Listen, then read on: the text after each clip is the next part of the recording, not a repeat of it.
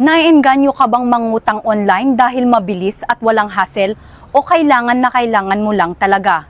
Alin man sa dalawa, mabuting pag-isipan muna baka ikaw ay mabiktima ng tinatawag na online money lending scam.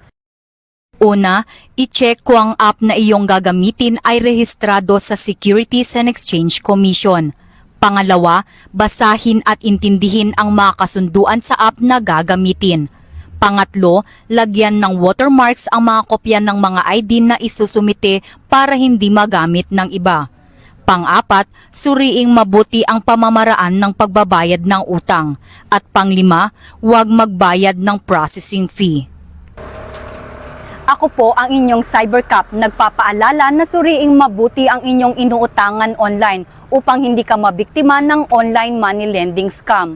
Muli, huwag pong kalilimutang i-follow ang aming official Facebook page, i-like and share ang aming mga cyber tips para maiwasan ang mabiktima ng cybercrime.